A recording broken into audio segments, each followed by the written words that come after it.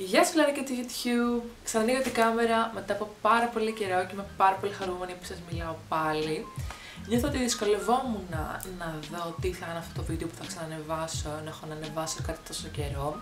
Και ωριακά ένιωθα ότι έπρεπε να είναι κάτι το τρομερό και συνειδητοποίησα ότι αυτό εν τέλει με μπλόκαρε από το να κάνω το οτιδήποτε. Οπότε εδώ είμαστε να κάνουμε ένα χαλαρό catch-up, να σας μιλήσω και λίγο για τι συμβαίνει στη ζωή μου, να σας πω για σκέψεις που κάνω το τελευταίο καιρό και να ξεκινήσουμε με αυτό το βίντεο μια σειρά καινούριων βίντεο, γιατί έχω πολλές ιδέες και από κάπου πρέπει να ξεκινήσουμε. Οπότε τι κάνουν εδώ και 2 μήνες που δεν έχω ανοίξει αυτή την κάμερα και δεν σας έχω μιλήσει.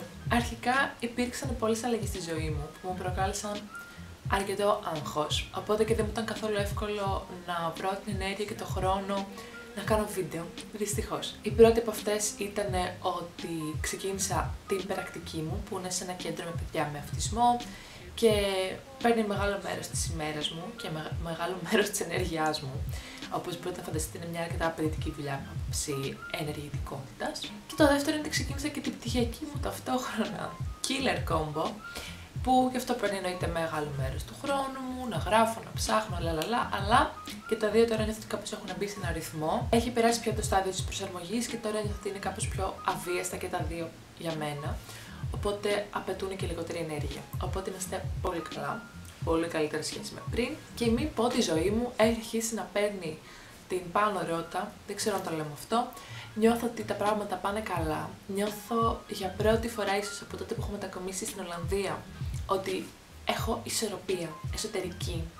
Ότι βρίσκω και τα εξωτερικά πατήματά μου, δηλαδή έχω αναπτύξει μια ρουτίνα, κάνω πράγματα που μου αρέσουν, γνωρίζω κόσμο. Οπότε θέλω να πω ότι τα πράγματα πάνε καλά και αξίζει να το αναφέρουμε. Ελπίζω να μην το γρουσουζεύω. Αλλά όντως αισθάνομαι μέσα μου ήρεμη και όμορφα. Νιώθω ότι η ζωή μου είναι πολύ γεμάτη αυτή την περίοδο, με την καλή έννοια. Μέσα σε όλα αυτά τα νέα λοιπόν, ήθελα να σας μιλήσω και για κάποια πράγματα που κάνω και ευχαριστιέμαι τελευταία και για κάποιες συνειδητοποιήσεις που έχω κάνει μέσω της ψυχοθεραπείας. Με τι θέλετε να ξεκινήσουμε? Θα ξεκινήσουμε με την ψυχοθεραπεία λοιπόν. Για να σας δώσω λίγο το context, εδώ και 1,5 χρόνο κάνω συνεχόμενα ψυχοθεραπεία με το ίδιο θεραπευτό και πάει πάρα πολύ καλά. Έχω κάνει πάρα πολύ εσωτερική δουλειά και τώρα έχουμε φτάσει σε αυτό το κομβικό σημείο της ψυχοθεραπείας που νιώθω ότι έχω κατακτήσει αρκετούς στόχους και έχουν αλλάξει πολλά πράγματα στην καθημερινότητά μου. Και νιώθω ότι η κύρια αλλαγή που έκανα και με βοήθησε πάρα πολύ είναι να αφήνω χώρο στα συναισθήματά μου να υπάρξουν. Παλιότερα φοβόμουν τρελά την λύπη. Θυμάμαι οριακά, όποτε νιώθω στεναχωρημένη, να προσπαθώ να βρω τι με κάνει να νιώθω χαρούμενη και μετά κάθε φορά που να νιώθω στεναχωρημένη να εφαρμόζω το ίδιο πράγμα. Πάρα πολύ με άγχος να δουλέψει και να φύγει η λύπη. Αν ας πούμε επιχειρεί μία φορά ήμουν στεναχωρημένη και βγήκα για περπάτημα και νιώσα καλύτερα, μετά από εκεί πέρα κάθε φορά που ήμουν στεναχωρημένη έβγαινα για περπάτημα και απεγνωσμένα προσπαθούσα να το κάνω να λειτουργήσει όπως την προηγούμενη φορά.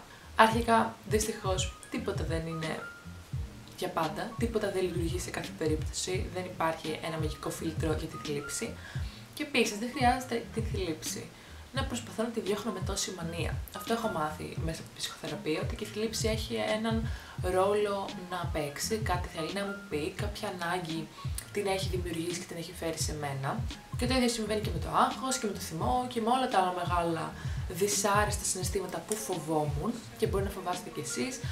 Κάποιο ρόλο παίζουν, για κάποιο λόγο έχουν έρθει, κάτι θέλουν να μας πούν και στην τελική δεν θα μας σκοτώσουν.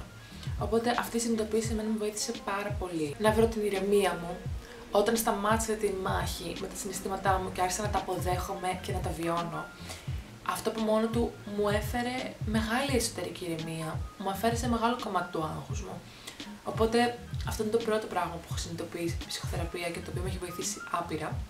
Και το δεύτερο είναι η φροντίδα των αναγκών μου, κάτι το οποίο δεν έκανα πολύ παλιά, γιατί δεν ήξερα πώς το κάνω. Και τώρα έχω αρχίσει να σταματάω, όποτε νιώθω κάπως περίεργα. Όχι μόνο θλίψη και όλα αυτά που είπα πριν, αλλά ακόμα και λίγο έτσι αποπροσανατολισμένη. Σταματάω και με ρωτάω τι χρειάζομαι ή ποια είναι αυτή η ανάγκη που μου μιλάει τώρα. Και προσπαθώ πάρα πολύ να ακούω τις ανάγκες μου και on the spot. να τις εξυπηρετώ και να τις φροντίζω. Είτε αυτό είναι κάτι μικρό, όπως το θέλω να πιω νερό. Οκ, αυτή τη στιγμή θα σταματήσω ό,τι κάνω και θα πάω να πιω λίγο νερό. Είτε είναι κάτι πιο μεγάλο, όπως χρειάζομαι τώρα να κάτσω μόνη μου. Οπότε αυτή τη στιγμή είμαι έξω με φίλα, αλλά θα πω παιδιά, πάω σπίτι γιατί χρειάζομαι να κάτσω λίγο μόνη μου. And that's okay. Και αυτή η φροντίδα των αναγκών μου έχει φέρει επίσης πολύ ισορροπία και επίσης πολύ ηρεμία, γιατί νιώθω ότι μου φέρομαι σαν να είμαι το πιο σημαντικό άτομο στον κόσμο. Και όταν μου δίνω αυτή τη σημασία μέσω των πράξεών μου και μέσω της αυτοφροντίδας μου, κάνει reflect και στην αυτοπεποίθησή μου και στο πώς αισθάνομαι. Σαν να μου δίνω εγώ την αξία που άλλες φορές έψαχνα από άτομα γύρω μου ή από εξωτερικές συνθήκες και επιβεβαιώσεις κτλ. Τώρα με τη συμπεριφορά μου, με το να μου δίνω τόση προτεραιότητα και τόση φροντίδα, μου δίνω εγώ αυτή την αξία. Μου δείχνω εγώ ότι αξίζω πάρα πολύ. Και δεν χρειάζεται να το ψάξω κάπου αλλού. Οπότε αυτό είναι επίσης πολύ ανακουφιστικό για μένα και μου δημιουργεί πάρα πολύ ισορροπία μέσα. Αυτά τα με την ψυχοθεραπεία, δεν θα το πάω μακρύτερα. Απλά ήθελα έτσι να υπάρχουν και έξω αυτά τα 2 κομματάκια σοφίας που έχω πάρει και που ίσως και εγώ να ξαναχρειαστεί στο μέλλον να τα ακούσω, αλλά μπορεί και εσείς. Και τώρα θα σας δείξω πραγματάκια που με κάνουν υπερβολικά χαρούμενη το τελευταίο καιρό. Ποια είναι από αυτά? Είναι το ημερολόγιό μου. Νομίζω σίγουρα σας έχω ξαναδείξει ημερολόγια ανά καιρούς, γιατί είμαι journal girly και πάντα θα γράφω ημερολόγιο μέχρι να πεθάνω, πιστεύω. Αλλά το τελευταίο καιρό γράφω πολύ περισσότερο από ό,τι έγραφα το προηγούμενο διάστημα, γιατί πάλι το κάνω λίγο προτεραιότητα. Επίσης, νιώθω ότι κάπως έχω περιορίσει τον χρόνο οθόνης μου το τελευταίο διάστημα. Περνάω λιγότερο χρόνο στον υπολογιστή και στο κινητό μου, οπότε αυτό ελευθερώνει χρόνο για τέτοια φαν πραγματάκια. Γιατί νιώθω ότι τόσο καιρό που ήμουν λίγο πιο ασταθή συναισθηματικά, η οθόνη ήταν ένα coping mechanism που με έκανα να ξεχνιάμαι πάρα πολύ. Αλλά τώρα που βρίσκω αυτή την ισορροπία, δεν τις χρειάζομαι τόσο. Και ίσα-ίσα πολλές φορές μου βγαίνει να λέω: Πω δεν θέλω καθόλου τώρα να ανοίξω το λάπτοπ και να δω ταινία. Οπότε καλύπτω το χρόνο αυτό με έτσι φαν δραστηριοτητούλες, όπως το ημερολόγιο. Και πέρα από το να γράφω έτσι σκέψεις, συναισθήματα κτλ., αναμνήσεις, κολάζ, κάνω πολλά κολάζ, μ' αρέσει κιόλας να γυρίζω και να διαβάζω πράγματα που έγραφα πριν κάποιους μήνες, να δω σε τι φάση ήμουνα τότε, τι σκεφτόμουν, τι έκανα. Οπότε σας το προτείνω, ανεπιφύλακτα. Ημερολόγιο forever, ναι, είναι ό,τι καλύτερο. Το δεύτερο πράγμα είναι αυτό το υπέροχο βιβλίο που ξεκίνησα πριν μερικές μέρες, αλλά ήδη έχω διαβάσει το μισό, γιατί είναι υπέροχο. Έχω κολλήσει, είναι του Γιάλου. Λέγεται Ζήτημα Θανάτου και Ζωής. Και είναι ένα βιβλίο που έγραψε με τη γυναίκα του, ενώ αυτή είχε καρκίνο και πέθανε. Και το έγραψαν μαζί, ο καθένας στη μεριά του, πώς το βίωνε κτλ.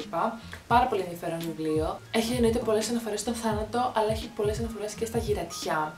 Και κάπως με ηρεμεί το να ξέρω ότι μπορώ να ζήσω μια ζωή που να έχω γεράσει και να έχω κάνει τόσα πολλά. Δεν ξέρω, μου δίνει πολύ μεγάλη προοπτική αυτό το βιβλίο. Σαν να μου μιλάει μια γερασμένη εαυτή μου και να μου κάνει ένα πατ-πατ ότι όλα θα πάνε καλά και όταν είσαι εδώ θα έχεις κάνει πολλά και μπλα μπλα μπλα. Δεν ξέρω. Κάπως με παρηγορεί. Μ' αρέσει αυτό το perspective της ηλικιακής διαφοράς με τους συγγραφείς αυτού του βιβλίου. Το προτείνω. Βασικά όλα τα βιβλία του Γιάλου τα προτείνω. Τα λατρεύω. Είναι ο αγαπημένος μου. Και το τελευταίο, το οποίο συνέβη χτες αυτό που θα σας δείξω τώρα. Γενικά το τελευταίο καιρό προσπαθώ πολύ το inner child healing και το να με επιτρέπω να παίζω και να είμαι λίγο παιδάκι καμιά φορά. Και επειδή όπως σας είπα δουλεύω σε ένα κέντρο με παιδάκια με αυτισμό, εκεί πέρα σε αυτό το κέντρο έχουμε πολλές Play-Doh και παίζουν τα παιδάκια με την Play-Doh. Και εγώ, δεν ξέρω, μου φέρει τεράστια νοσταλγία. Αυτή η Play-Doh έχει μια μυρωδιά, ρε παιδιά, που για μένα είναι παιδική ηλικία. Είναι παιδική ηλικία αυτή η μυρωδιά, δεν ξέρω. Και πήγα και αγόρασα λοιπόν χτες 2 Play-Doh και παίζω Play-Doh. Εντάξει, είμαι 24 χρονών και παίζω Play-Doh. Δεν με νοιάζει καν. Καθόμουν, έβλεπα YouTube και έφτιαχνα τριανταφυλάκια με τη ροζ Play-Doh. Θα βάλω και εικόνα εδώ, αν θέλετε να δείτε το αριστούργημά μου. Και αυτό είναι μέρος του Inner Child Healing, να μας επιτρέπουμε λίγο να είμαστε έτσι χαζούλια και ανέμελα και να παίζουμε σαν παιδάκια και να χαιρόμαστε απλά επειδή αυτή η Play-Doh μυρίζει ωραία και έχει ωραία αίσθηση στα χέρια μας. Και να είναι αυτό αρκετό για να περνάμε καλά, εντάξει. Με αυτό ήθελα να κλείσω αυτό το βίντεο. Χάρηκα που τα πάμε πάλι μετά από τόσο πολύ καιρό. Θέλω να υποσχεθώ ότι θα έχει άμεσα και άλλα βίντεο, αλλά δεν υπόσχομαι για να μην αγχώνομαι και για να μην περιμένετε κι εσείς κάτι που δεν θα έρθει. Αλλά θέλω πολύ να έχει και άλλα βίντεο, θέλω πολύ να γυρίσω και άλλα βιντεάκια και ελπίζω σύντομα να έχουμε και επόμενο. Αυτά, μέχρι τότε ελπίζω να είστε καλά και θα πούμε στο επόμενο βιντεάκι. Γεια σας!